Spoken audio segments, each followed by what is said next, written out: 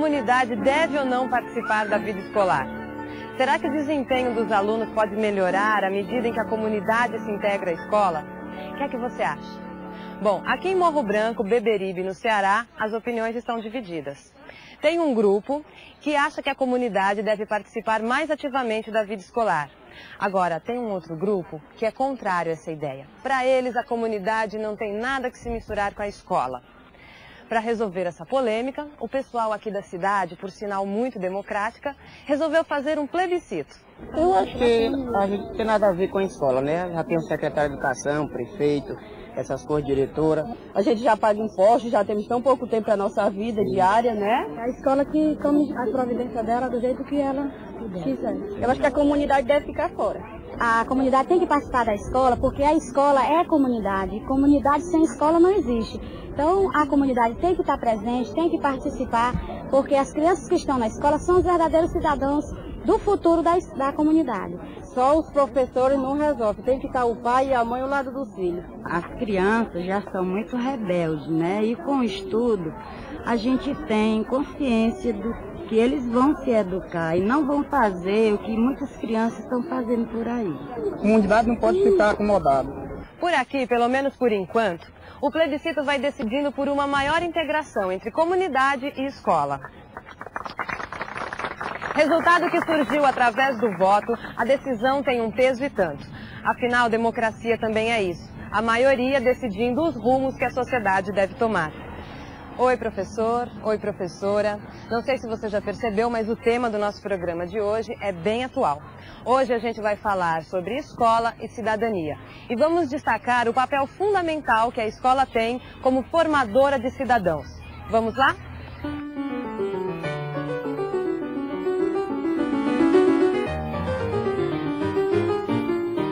Defender o teatro, porque o teatro é uma coisa muito importante da vida. Uma peça de teatro é como a gente se vestir interpretando uma pessoa, como Maria. Aí fosse fazer o papel de Maria, dava certo, porque a classe toda ia concordar, não era?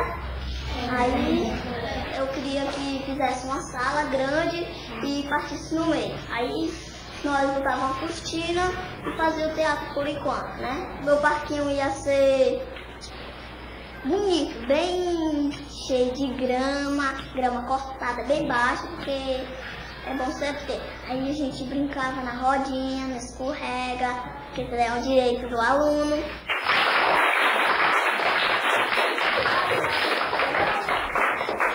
Agora quem vai falar é o Anilson.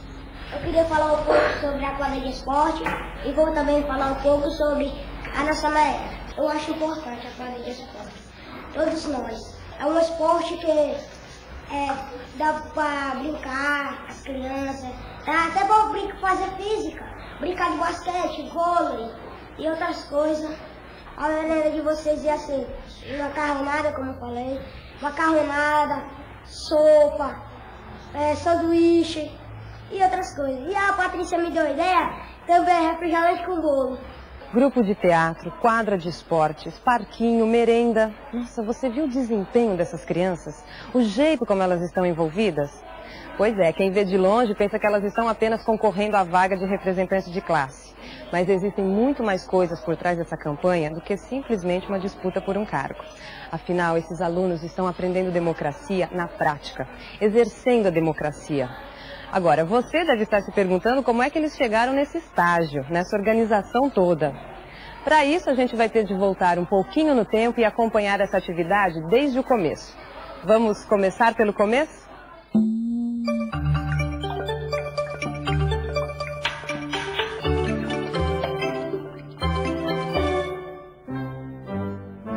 Essa é a dona Valdênia, ela é diretora dessa escola. Hoje ela tem um comunicado muito importante a fazer, por isso está indo pessoalmente a todas as salas. Boa tarde, turma. Olá, professora. Tudo bem, turma?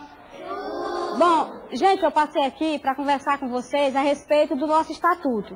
Nós precisamos reformular, tá certo? E de início, nós não pensamos em envolver os alunos, tá certo?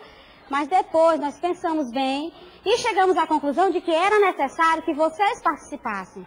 Afinal, o estatuto, ele vai garantir os direitos e os deveres dos alunos, certo?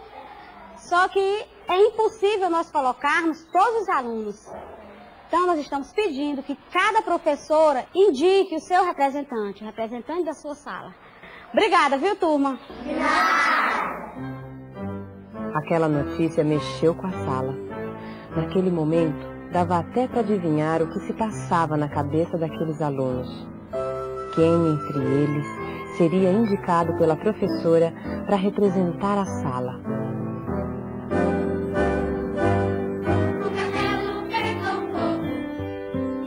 Para a professora Virgínia, tomar essa decisão não estava sendo nada fácil. Ela avaliou um a um, repassou nome a nome todos os seus alunos, ponderou as qualidades de uns, o espírito de liderança de outros, mas nada. A professora Virgínia não conseguia se decidir. Quem entre os 30 alunos seria o mais indicado? Estava realmente difícil escolher. Por isso, depois de muito pensar, a professora Virgínia chegou à óbvia conclusão de que ela não estava conseguindo escolher ninguém, porque essa era uma decisão que teria que ser da sala, de todos os alunos. Foi aí que ela teve a ideia de realizar uma eleição. Afinal, nada mais democrático do que os próprios alunos escolherem o seu representante. Bem, gente, eu andei pensando e resolvi que eu sozinha não iria indicar nenhum aluno para ser representante de classe. Então eu resolvi o quê? Que nós vamos fazer uma eleição. Né? O que vocês acham da eleição? Gente, vocês gostariam de fazer uma eleição? Isso. Nós sabemos que nas últimas eleições os pais de vocês votaram, não é verdade?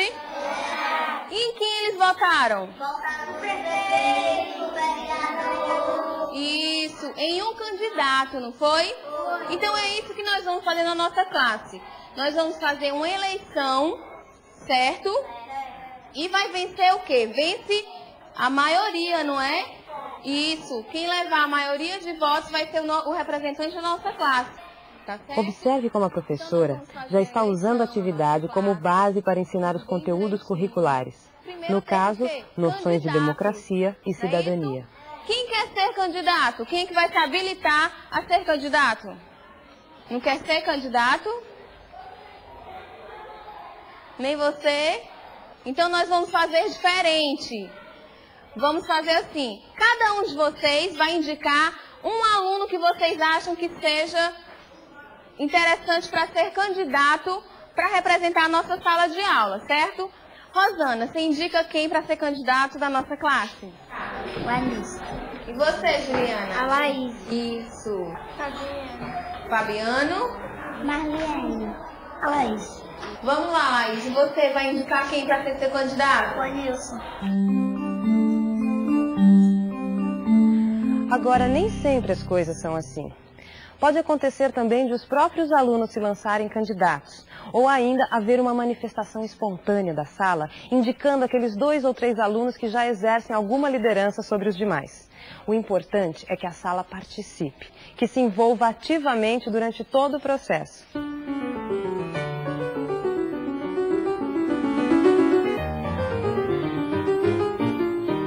Muito bem, gente. Nós já terminamos a nossa votação e escolhemos os candidatos. A maioria ficou com a Laís e o Anilson. Uma salva de palmas para o Anilson e para a Laís. Professora, nós já podemos votar? Não, calma, para que tanta pressa? Os candidatos precisam elaborar suas plataformas e divulgar suas ideias. Mas, professora, o que é uma plataforma? Bom, uma plataforma é o quê? A apresentação do que o candidato vai fazer se ele for eleito. Mas, professora, como é que nós vamos fazer essa plataforma? Vamos aqui no quadro que eu vou mostrar a vocês. Para ajudar os candidatos a elaborarem suas plataformas, a professora criou uma pauta.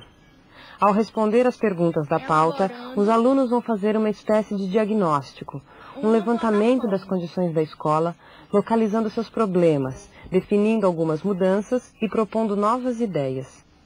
Os problemas que vocês vão citar, o que fazer com relação ao problema e, por último, as ideias novas. Problemas. O que vocês acham?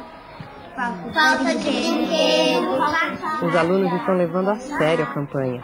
Tanto que a candidata Laís já está com a sua plataforma quase pronta. Já vocês acham de um grupo de teatro? Muito importante. Legal, ideia. Vamos começar? Problema na escola, briga. A disputa não está fácil. O candidato Anilson também está trabalhando para valer na elaboração de sua plataforma política. Tem um problema. É a quadra de esporte. Tá certo. E a merenda também. Sim. E vamos colocar no nosso plano. Mas fazer a plataforma não é tudo num processo eleitoral. Afinal, não basta ter ideias, é preciso divulgá-las. É para isso que servem as campanhas. Só que também não basta chegar e ler a plataforma. O candidato precisa desenvolver um discurso, uma fala especial que toque as pessoas, que faça com que elas se reconheçam ali. Mas como será que a gente pode elaborar esse discurso? Um bom orador, um bom comunicador, ele deve o quê? Ele deve se expressar bem e falar de maneira simples e clara. Mantendo o quê? Mantendo gestos naturais, erguendo sempre a cabeça. Isso vai o quê? Isso vai demonstrar segurança. Gente, é muito importante não falar gírias. E também, gente, é muito importante você acreditar naquilo que você está falando, naquilo que a gente acredita. E principalmente, você conhecer os assuntos que serão abordados. É claro que existe uma série de outros detalhes que compõem uma fala planejada. Só que se a gente for abordar todos eles aqui, essa eleição não vai sair nunca. Mas não se preocupe, se você quiser saber algo mais sobre este assunto, é só consultar o Guia de Estudos de Códigos e Linguagem da Unidade 7, que também fala deste assunto. A Chiquinha é baixinha, cococó. A saia pela lama, cococó. Ela é meu bem, e ela morrer, eu fico sem ninguém. Professor, olha o cartaz que nós fizemos. Olha, muito bom. Vocês pegaram bem a ideia, né? Fizeram com letras grandes, né? Frases curtas, bem objetivas. Ótimo para divulgação. Muito bem. Então, professora, meu cartaz está errado? Olha o que eu escrevi. Não, deixa eu dar uma olhadinha. Não quer dizer que ele esteja errado. Deixa eu te mostrar aqui uma coisa. Olha aqui que eu trouxe para você dar uma olhadinha. Qual das duas páginas que você vai olhar primeiro? Isso, muito bem. Agora, e essa daqui? Qual das duas páginas que você vai ler primeiro? Isso, então você percebeu por que a gente olha primeiro para um cartaz que tem desenhos e letras legíveis? Você pegou bem a ideia. Pelo visto, os alunos entenderam de verdade os conceitos básicos da comunicação publicitária. E a prova está bem aqui. Estes cartazes dizem tudo. São simples, diretos, atraentes e não deixam dúvidas a respeito das mensagens que pretendem passar. Agora, você viu como a professora explicou com um exemplo concreto por que é que um bom cartaz não pode ter muito texto? Sem censurar a aluna que encheu seu cartaz com palavras minúsculas, ela conseguiu fazer com que a própria aluna percebesse que o seu cartaz estava confuso. Ponto para a professora.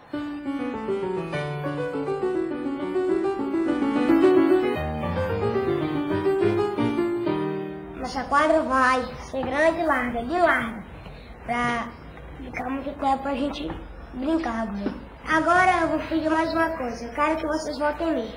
Eu peço que vocês votem em mim, porque vocês vão ter o grupo de teatro e a classe e o parquinho. Isso eu garanto. Seguindo regras pré-estabelecidas, os dois candidatos finalmente foram debater e defender as suas propostas, praticando mais uma lição de cidadania e democracia. Agora que os dois candidatos já terminaram de falar, a classe pode fazer perguntas. Quem quer fazer perguntas? Laís, eu vou perguntar, o teatro é só para menino ou para menino também? Para menino e para menina, tanto faz, porque a gente vai fazer muitos personagens. Sempre o menino vai ter que precisar do menino para fazer papel. Anil, se tu ganhar, tu vai me dar merenda? Coca-Cola. Eu não vou prometer que vai ter bolo, refrigerante não, porque Eu não sei, mas garanto que vai ter sanduíche e macarronada. Como está dando para perceber, essa atividade não se resume em abordar conceitos políticos como cidadania, democracia e participação. Ela também exige dos alunos um esforço de comunicação. Todos vão participar, todos. Afinal, se expressar em público, dar ideias e emitir opiniões, requer um planejamento da fala, uma elaboração das ideias, que você, como professor, sabe muito bem o que significa. Apesar de muitos alunos não gostarem de falar em público, isso é uma coisa que esses futuros cidadãos terão de desempenhar muitas vezes durante as suas vidas. Portanto, quanto mais treinarem, melhor se sairão. Eles ainda não sabem, mas depois de vivenciarem essa experiência, certamente terão expandido sua capacidade de comunicação. Eu tô na dúvida de quem eu vou votar. Eu voto na Laís porque ela é a líder, eu boto fé nela. Eu voto no Anilson porque ele é muito inteligente. Eu vou votar no Anilson porque vai ter o campo de futebol, né, e a quadra de esporte. Eu vou votar na Laís porque meu sonho é ser atriz. Eu acho que eu tô querendo votar em mim, mas eu tenho dúvida. Mas eu acho que eu vou votar na Laís.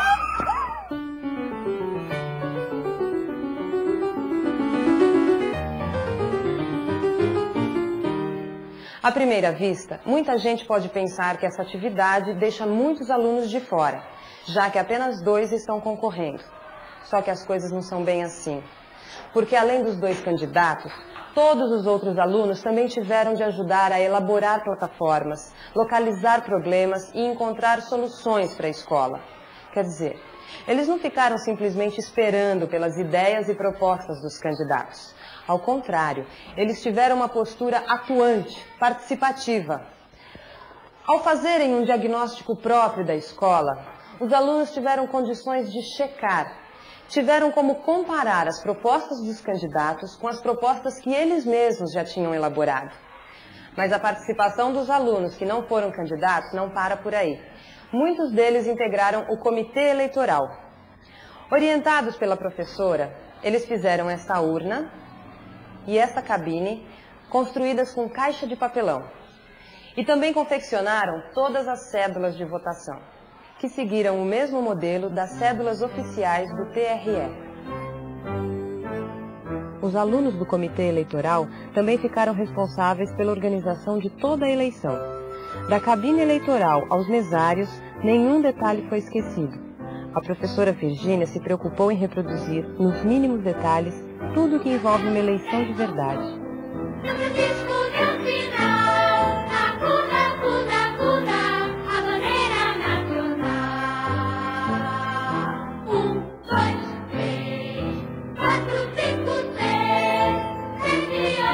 Professora, votação encerrada, todos já votaram.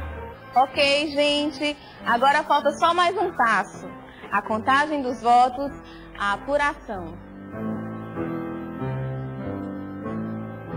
O voto é do Anilson.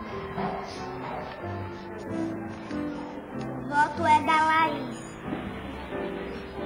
O voto é do Anilson. O voto é do Anilson. O voto é do Anilson.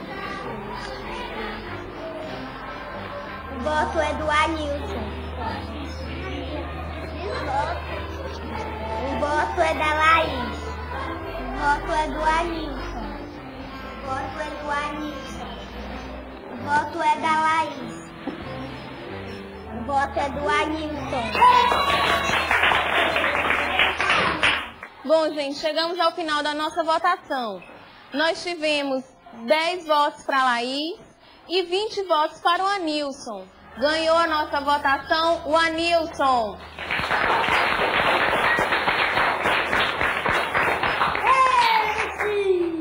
Eu queria falar uma coisa. Eu queria pedir um obrigado por vocês que votaram em mim. Muito obrigado. Eu queria pedir os parabéns para o Anilson, que ele trabalhou e conseguiu.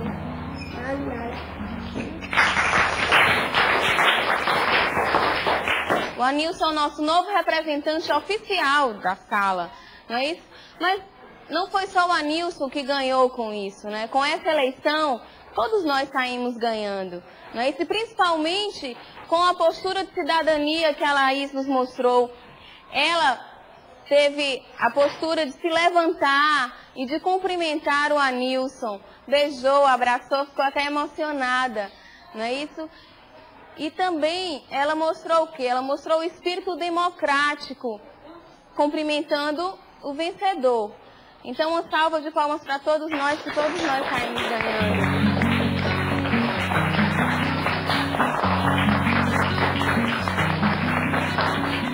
Eu não sei se você reparou, mas a professora Virgínia teve uma postura agora que eu não posso deixar de comentar. Você viu a maneira como ela elogiou o candidato perdedor? O cuidado que ela teve em lidar com essa situação? Bom, eu não sei o que você achou, mas para mim esse é um detalhe que vale a pena ver de novo. Com essa eleição, todos nós saímos ganhando. Não é? E principalmente com a postura de cidadania que a Laís nos mostrou. Ela teve a postura de se levantar e de cumprimentar o Anilson. Beijou, abraçou, ficou até emocionada. Não é isso? E também ela mostrou o quê? Ela mostrou o espírito democrático, cumprimentando o vencedor. Depois dessa, até eu ficaria com a bola cheia, porque a professora tirou o peso na questão de ganhar ou perder e acentuou o aspecto participativo da eleição. Porque no jogo democrático, o que importa não é ganhar ou perder. O importante é participar, vivenciar, decidir. Mas você não está pensando que essa atividade para por aqui, não é? Nada disso. Uma eleição é uma atividade tão abrangente que até conteúdos de matemática a gente pode explorar. E aí, vamos olhar essa eleição por outro ângulo?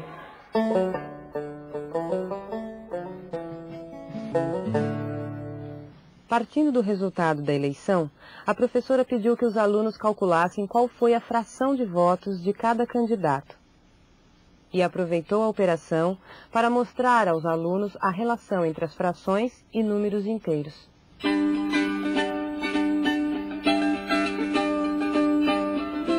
Na primeira etapa da atividade, a professora pediu aos seus alunos que indicassem candidatos para concorrerem às eleições. Na segunda etapa, os alunos aprenderam como elaborar plataformas políticas e produzir cartazes publicitários. Em seguida, os candidatos debateram suas ideias diante da sala. Na última etapa da atividade, os alunos votaram e elegeram o seu representante.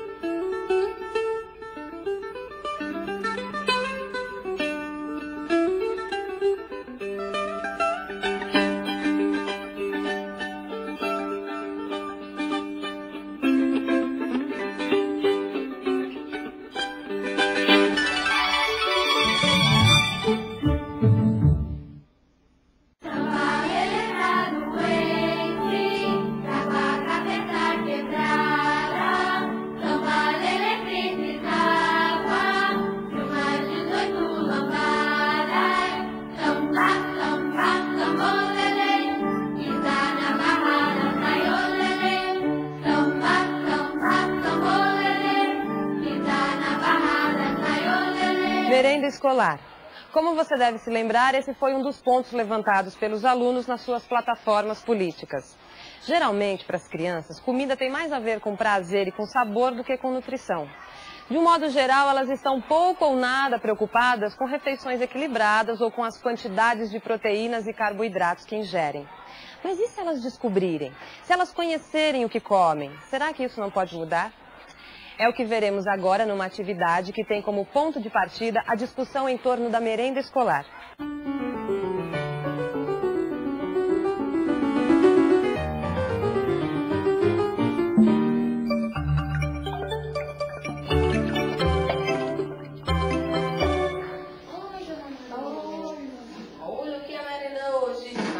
Quando decidiu analisar e discutir com seus alunos a qualidade da merenda, a professora não teve dúvidas. Procurou a merendeira e discutiu o tipo de comida que as crianças vinham comendo. É um alimento riquíssimo, né? Nas proteínas que tem o feijão. Na sequência, a professora analisou os cardápios e listou os componentes nutricionais de cada prato. utilizando para isso a tabela com a composição básica de alguns alimentos que você encontra na unidade 7 do Guia de Estudos de Vida e Natureza.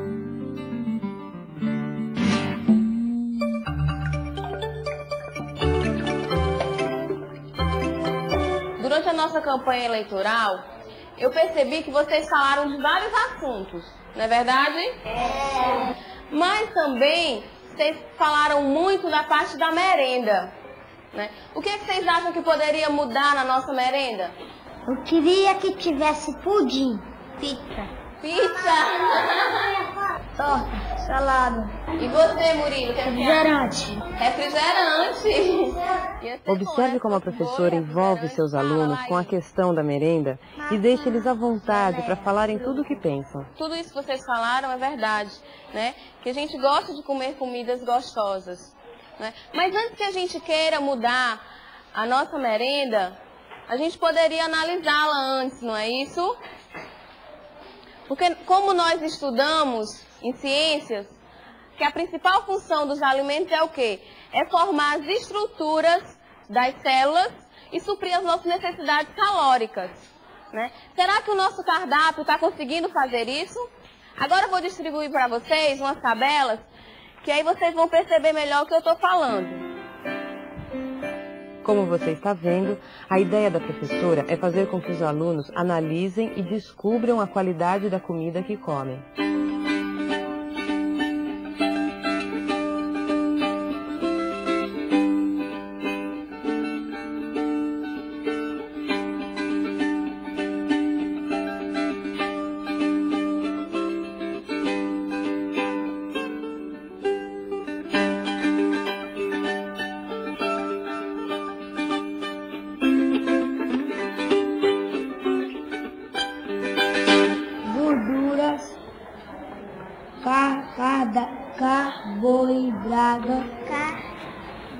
Carboidratos. Isso, carboidrato. Tem carboidrato no ovo? Não. Isso, muito bem. Só proteínas e gorduras, né? Como vocês podem perceber, a merenda que a gente come supre nossas necessidades calóricas, não é isso? Ou seja, do ponto de vista nutricional, a nossa merenda está excelente. Mas isso não quer dizer que a gente não possa dar uma mudadinha, não é verdade? Eu andei conversando com a merendeira e sugeri a ela que a gente fizesse um bolo de chocolate.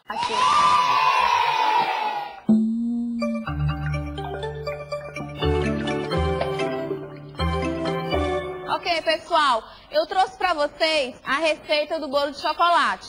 Só que tem um problema. Essa receita só dá para 10 pessoas, certo? E nós somos em 30. Como é que a gente vai fazer para a gente resolver esse problema? Aumentar mais os... aumentar mais a receita. É pegar duas torres e botar o mesmo ingrediente. É só multiplicar 3 vezes os ingredientes. Vamos lá agora, todo mundo com um caderninho. Para resolver esse problema, os próprios alunos concluíram que a solução seria triplicar a receita. Assim, eles poderiam saber quanto de cada ingrediente deveria ser usado para fazer o super bolo que desse para 30 pessoas. Ao triplicarem a receita, a professora e os seus alunos exercitaram a multiplicação de frações, reforçando ainda mais os conteúdos de matemática da unidade 7. Incrível, não é? E pensar que tudo isso começou com a eleição de representante de classe e foi parar na discussão da merenda. E por falar em merenda, que tal a gente rever essa atividade passo a passo?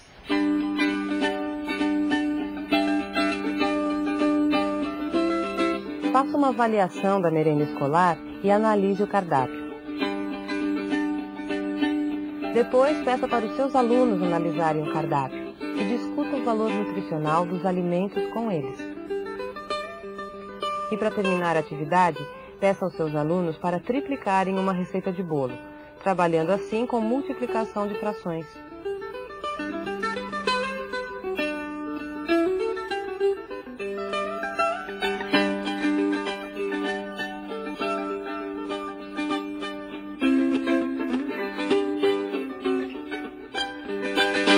Então, professor, que tal essa experiência de democracia na escola?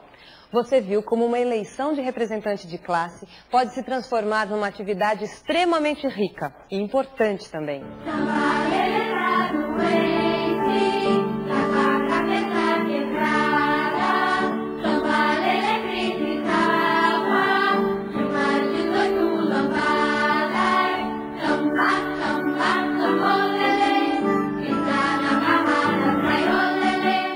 O processo democrático e o exercício da cidadania são fundamentais para que todos tenham acesso aos direitos sociais, como a educação, por exemplo.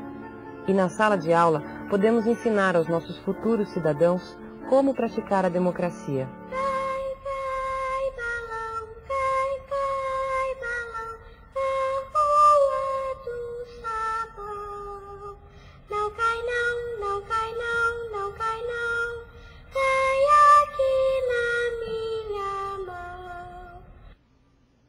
Hoje a gente praticou a democracia através de uma eleição.